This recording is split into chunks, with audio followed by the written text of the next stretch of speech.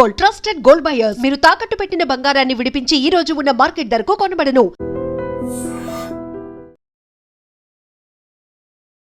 నమస్తే, welcome to I dream social spotlight with కవిత.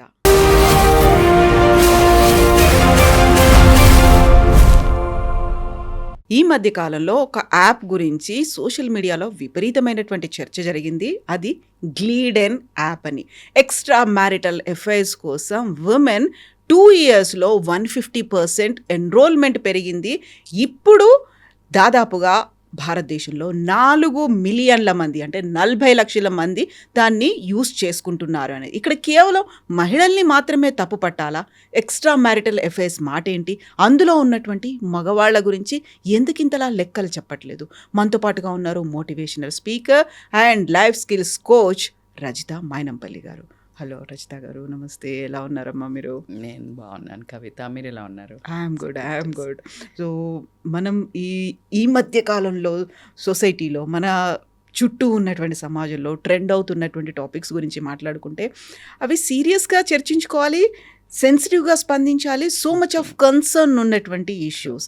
అందులో ఈ యాప్ గురించి మాట్లాడుకుంటే ఎక్స్ట్రా మ్యారిటల్ అఫైర్స్ కోసం పేర్లు ఎన్రోల్ చేసుకుంటున్న దాంట్లో 150% పెరిగింది. అందులో 4 మిలియన్ ఉమెన్ ఉన్నారు అంటే ఆ లెక్కలు ఏమనిపిస్తున్నాయి అసలు? ప్రేమకు, అటెన్షన్కి, వ్యాలిడేషన్కి గురి కాని వాళ్ళు ఉన్నారు అనిపిస్తుంది. అలా అని నేనేమి వాటికి ఏకీభవిస్తున్నాను నేను చెప్పను. బట్ మీరే ఇంట్రడక్షన్లోనే మీరు చెప్పారు ఏమని, అందులో లేడీస్ గురించే మాట్లాడుతున్నారు. ఆ లేడీస్ మాట్లాడేది ఎవరితోటి? మగవాళ్లతోటే కదా, మరి మెన్నుతో మీరు అదే చెప్తున్నారు. ఆ మెన్ లెక్కలు ఎందుకు చెప్పడం లేదు? 65% మెన్ ఉన్నారు అనేది చెప్తున్నారు. బట్ మన కల్చర్లో, ఇండియాలో జనరల్గా దీన్ని ఎందుకు డిస్కషన్ పాయింట్ ఎందుకైందంటే వీఆర్ నాట్ టెన్ టు, అది మన వాల్యూస్ కాదు, మన కల్చర్ కాదు, మన ప్రవర్తన కాదు. ఎప్పుడైనా నువ్వు చేసేది కాక వేరే చేసినప్పుడే వింత. సో ఆ వింత ఇప్పుడు సృష్టించబడింది. మరి ఈ వింతకు కారణం ఎవరు, ఏంటి అంటే ఖచ్చితంగా మీడియా అప్రోచబిలిటీ. సో బేసికల్గా ఏ ప్రపంచంలో ఏ మూలలో ఉన్న వాళ్ళైనా దాంట్లో డేట్ చేయొచ్చు. So it's in your hand. And especially దాన్ని మీరు ఇందాక చెప్పినట్టు నేను వింటే అరౌండ్ 10 to 3 మధ్యలో చాలామంది దాన్ని యూస్ చేస్తున్నారు యాప్. రాత్రి 10 నుంచి 3 వరకు. దీంట్లో కుటుంబాలు నాశనం అవ్వడం, ఆ టైంలో నిద్రపోయి హెల్త్లు నాశనం అవ్వటం.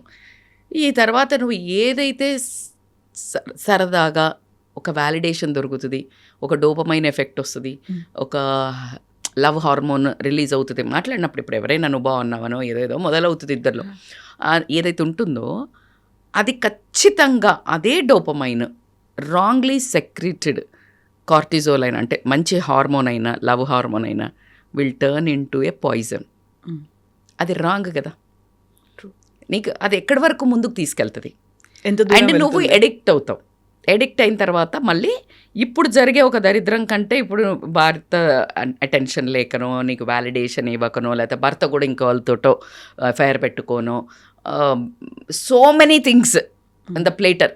ఈ స్టెప్ ఒక 20 కొంచెం తక్కువ మోతాదు వాళ్ళే ఊరికే, అంటే మన తెలంగాణ లాంగ్వేజ్ చెప్పడం పైచం ఎక్కి వెళ్తారేమో, కానీ మోస్ట్ ఆఫ్ ద పీపుల్కి ఒక రకమైన లోన్లీనెస్, భర్తలు అటెన్షన్ ఇవ్వకపోవడము. అటెన్షన్ అంటే నువ్వు బ్యూటిఫుల్ ఉన్నావు, నువ్వు అందగత్తవి, ఇవన్నీ చెప్పక్కర్లా. జస్ట్ నువ్వు పక్క నుండి ఏం జరుగుతుంది మన లైఫ్లో, ఇద్దరు పిచ్చపాటి మాట్లాడుకోవటం. కథం మాటలు అంటే ఏంటి?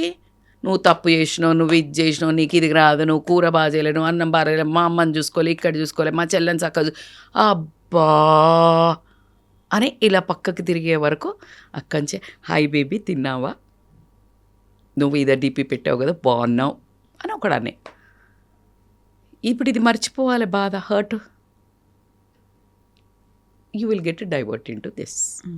నువ్వు ట్రాఫిక్లో స్ట్రక్ అయితే షార్ట్ కట్ చూస్తావా, చూడవా? You will take immediately 1 more, ఇక్కడ సందు ఉందని చూస్తారా, చూడరా? టు అవాయిడ్ దట్ హెడేక్ దీనికి వెళ్తే ఇరుక్కుపోతాము. సో ఇలా ఏది ఏమైనా ఎందుకు జరుగుతున్నాయి అని మీరు అడిగినప్పుడు ఖచ్చితంగా ఇది మనము భర్తలకి మగవాళ్ళకు ఒక అలాం. Somewhere wrong with us. Madam ఉన్నాక మంచిగా ఉన్నాక పోయేవాళ్ళు ఎస్ నేను లేరని చెప్ప. దేనిది దానికే మనం the most of the times నేను ఒక ఉమెన్ని ఎప్పుడు ముందే వేసుకొచ్చేసి లేడీస్ మంచోళ్ళు జెంట్స్ తప్పు అని కానే కాదు.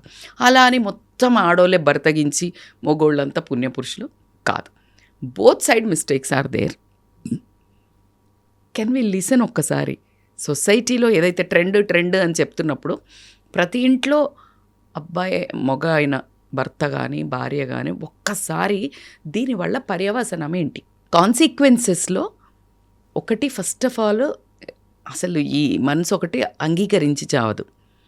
సో దాంట్లో నుంచి కూడా నువ్వు చేస్తే అటువైపోడు ఏ దరిద్రుడు దొరికితే రేపు నిన్ను బ్లాక్మెయిల్ చేస్తే, నీ ఇంట్లో ఉన్న బంగారమో బట్టలో మొత్తం డబ్బులు అన్నీ తీసుకురమ్మంటే, లేకపోతే నీ పిల్లల్ని ఏదో చేస్తా అని భయపెట్టిస్తే, అలా మీకు తెలుసా ఎంతమంది లేడీస్ అసలు అంటే అరా అని అలా అంటే అమాయకత్వంగా ఉన్నవాళ్ళు ఇలాంటి ట్రాప్లో పడి బంగారం అమ్మి తెలియకుండా వాళ్ళకి బ్లాక్మెయిల్స్కి వీటన్నిటికీ డబ్బులు ఇచ్చిన వాళ్ళు ఎంతమంది ఉన్నారో తెలుసా? లిటరల్లీ నేను ఒక జిమ్ అబ్బాయి పర్సనల్ ట్రైనింగ్ ఇస్తా, అటాచ్ అయ్యి ఉమెన్కి ఇక like they gut use to each other. దాని తర్వాత అది వీడియోస్ తీసే అబ్బాయి ఇప్పుడు కోట్లు లాగుతున్నాడట. ఫర్ మీ అది కౌన్సిలింగ్కి వచ్చింది. ఎవరు వచ్చిన వాళ్ళు? వాళ్ళ నాన్న. మీరు జరిగే ఎంటర్టైన్మెంట్ చూస్తున్నారు, దాని వెనకాల జరిగే కాన్సిక్వెన్సెస్ మీకు తెలీదు. Here why I'm talking about these issues is consequences are very dangerous. నువ్వు ఏం చేసినా బయటపడలేవు. అండ్ ఆ తర్వాత నువ్వు తలంచుకొని నీ పిల్లల ముందు నించుంటావా, నీ భర్త ముందు నించుంటావా, ఈ సమాజం ముందు నించుంటావా, పోయిగా నీకు ఒరిగిందేం లేదు, పోయేది మాత్రం కొండంతుంది. సో కొంచెం కాన్షియస్గా ఇలాంటివి అంటే అంత ఓపెన్ ప్లాట్ఫామ్లో పెట్టారు అని అంటే నువ్వే పోయి సింహం నోట్లో తల దూర్చినట్టా కాదా చెప్పండి? అప్పుడు నువ్వు సింహం కొరికింది తినేసింది సమస్య అంతే. ఇంక నువ్వు వెళ్ళి పెట్టావు అందులో తల, ఏదో ఒక రోజు కొరికేస్తుంది, తినేస్తుంది నిన్ను. ఈ లోపల నువ్వు బయటపడు. సెకండరీ హస్బెండ్స్కి ఖచ్చితంగా నేను ఫస్ట్ స్టార్ట్ చేయడమే దాంతో చేసిన. అంటే మా తప్ప అయితే భరతగిస్తారా? ఇప్పుడు అదంతా ముచ్చట డిబేట్కి టైం లేదు మనకు, మీ ఇష్టం ముచ్చట జరుగుతుంది. నేను చెప్తున్నా సమాలించుకుంటే మీ ఇష్టం. అట్లా కరెక్టా మేడం అంటే నేను కరెక్ట్ కాదనే చెప్తున్నా. బట్ మన వైపు మన బంగారాన్ని మనం కూడా దాచిపెట్టుకోవాలని కూడా చెప్తున్నా. Your life, your prestige, your values, నీ యొక్క ధర్మం. ఫస్ట్ నీ భార్యను కాపాడుకోవడం నీ ధర్మం. సీతాదేవిని వాడు ఎత్తుకుపోయినా కూడా రాముడు ధర్మం కదా, కాపాడుకోవాలి. హనుమంతుడు వచ్చి దామ్మ ఎక్కించుకొని తీసుకుపోతా అంటే నేను రాను, నా భర్త ధర్మం నన్ను కాపాడి తీసుకెళ్ళడం. ఆయన యుద్ధం చేసి తీసుకెళ్ళాలి, రాత్రికి రాత్రి నువ్వు తీసుకెళ్ళలేరేంటి రాత్రికి రాత్రి? హనుమంతుడు అంత కాల్చినాడు. ఇట్స్ యువర్ ధర్మం, తప్పు చేయకుండా చూసుకోవాల్సిన ధర్మం. ఎందుకు ఊరికే వచ్చిందా రాముడికి అంత మర్యాద? So these all things we need to understand. నువ్వేంది అంత ఘనకార్యం ఇప్పుడు చేసేది బిజీగా? నువ్వు ఫోన్ పట్టుకుంటే నువ్వేం చూస్తున్నావో ఆమెకు తెలియదా, ఆమె ఏం చూస్తుందో నీకు తెలియదా? దాని తర్వాత నాకు మళ్ళీ భర్తకించిన ఎందుకు వస్తుంది అసలు? ఎందుకంటే నువ్వు చేస్తే ఒకటి ఇంకోళ్ళు అది ఆడోళ్ళు. అరే ఎవరా చెప్పింది? మొగుడు రాసిండు అవి డెమోక్రటిక్ రూల్స్. అయితే పొండి తిరగండి, అది కాదు ముచ్చట అసలు. ఇక్కడ అది అసలు టాపిక్ అది కాదు. I'm not talking about that. పోవడం కరెక్ట్ అనేది I'm not justifying. Let's talk reality.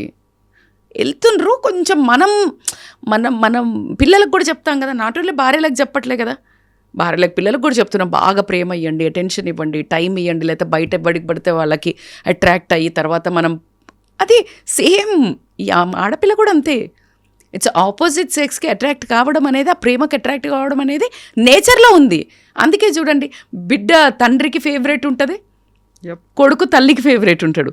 నువ్వు ఏదైనా ఆపుతావు. So when we know this is happening and this is too much of availability, నీ ఇంట్లో ఎప్పుడు గోతి తవ్వుతుందో తెలీదు కాబట్టి you take care of your things. నీ మనిషిని నువ్వు జాగ్రత్తగా చూసుకో, నీ భార్యనైనా నీ భర్తనైనా.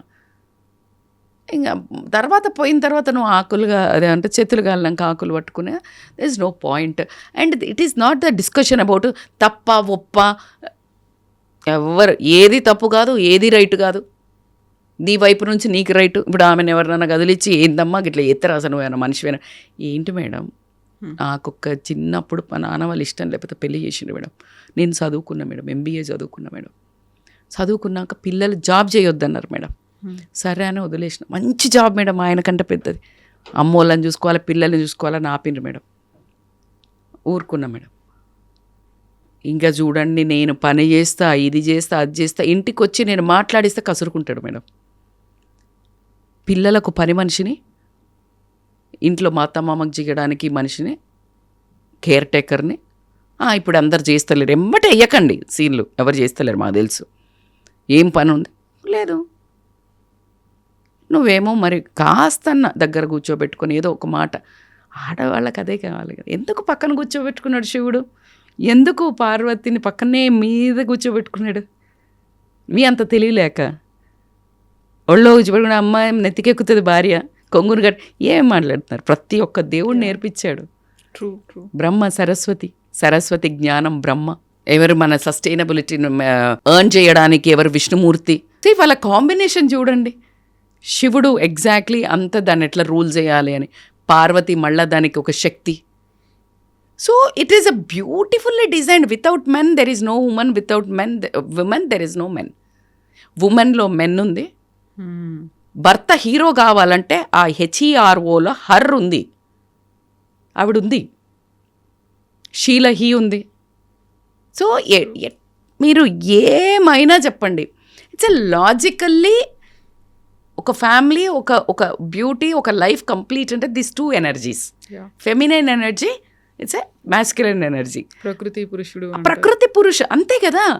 ఆ రెండిటిని కంబైన్ చేయాలి. భార్యాభర్తలు అనేది అందుకే కదా తీసుకొచ్చి అక్కడి నుంచో తీసుకొచ్చి మరీ జబర్దస్తిలో అంటగట్టినారు.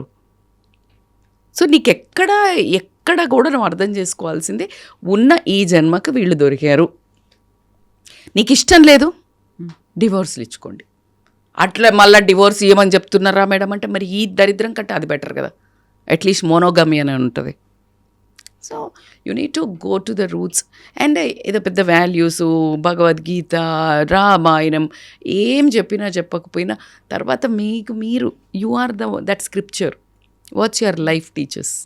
తప్పులు జరుగుతాయి, కానీ ఒక తప్పు జరిగితే తెలియక మళ్ళా చేస్తున్నావు అంటే అది wantedly, deliberately you're doing, and you will end up in following into the pit. ఇది తథ్యం. దానికి ముందు సమాలించుకోండి. అండ్ ఇట్ ఈస్ అగైన్ మీరు అన్నట్టు అమ్మాయిలు పోతున్నారు, ఇట్లా ఫుల్ పోతున్నారు అంటే, అమ్మాయిలే పోరు కదా, అందులో అబ్బాయిలు కూడా ఉంటారు. Start discussing about men also. Men is giving that. Men వస్తే ఉమెన్ వెళ్తుంది, ఉమెన్ వెళ్తే మెన్ వస్తాడు. So both are equally partners in crime. So మన ఇంట్లో ఉన్న వేరే వాళ్ళని ఉద్ధరించడం ఆపేసి ఎవరింట్లో ఉన్న భార్యను భర్తను భార్య, అదే ఆ టిండరో ఏమన్నారు, ఏమో యాప్ అన్నారు, గ్లీడేనా ఆ యాప్ లాగా ఇంట్లోనే యాప్ పెట్టుకోండి. ఇంట్లోనే మీరే యాప్లో జాయిన్ అవ్వండి. మీకు అలా కాస్త సరసంగా ఉంటుందంటే మీరిద్దరే జాయిన్ అయ్యి మీ ఇద్దరే మళ్ళీ రొమాన్స్ చేసుకోండి. సో అందులో కూడా ఇప్పటిదాకా మనం ఒక పాష్ సిటీస్, మెట్రోపాలిటన్ సిటీస్ ఇవన్నీ అనుకున్న దాంట్లో Bengaluru is on the top. First place ఉంది, తర్వాత హైదరాబాద్ ఉంది, Mumbai is and 5th place. Bengaluru ఎందుకుంది తెలుసా? మోస్ట్లీ ఏమో నా గెస్, ఇది లైక్ మై ప్రిడిక్షన్. బెంగళూరులో చాలా జాబ్స్ కోసం వెళ్తారు. జాబ్స్ అంటే ఇద్దరు working and both don't have time for each other. Phone పట్టుకుంటే అది మా టైం అవుతుంది, ఎదుటి మనిషిలో పక్కతో ఉన్న మనిషిని పట్టుకుంటే అది మీ టైం కాదు. అది ఫోన్ పట్టుకొని వేరే వాళ్ళతో ఎక్కడో కనెక్ట్ అయితే అది me time, my time. So everybody wants that me time. And unfortunately పక్కనే ఉండి ఇద్దరు వేరే వాళ్ళతో రొమాన్స్ చేస్తుంటారు. This is what exactly happen. And it is a high working place కదా. అండ్ మీరు ఎప్పుడు కానీ బట్టల్ని బట్టి అంచనా వేయొద్దు, సిటీని బట్టి అంచనా వేయొద్దు అన్నట్టు. Mumbai is the least. Pune, Mumbai crazy. జనరల్గా ముంబైని ఏమనుకుంటాం మనం, ఓ అది ఫుల్ పాష్ కల్చర్ కాదు. మీరు అన్నట్టు Bengaluru, it is a shocking. This is what exactly. అందుకే అంటారు కదా, ఇది తిరిగే వాళ్ళ ఇప్పుడు ఇట్లా పాష్ బట్టలు వేసుకొని బాగా బయటకు జాబ్ పోయినంత మాత్రాన వాళ్ళు తెగించిన వాళ్ళు కాదు. ఇంట్లో ఉండి చీరలు కట్టుకొని ముసుగేసుకున్న వాళ్ళు అద్భుతమైన మనుషులు కాదు.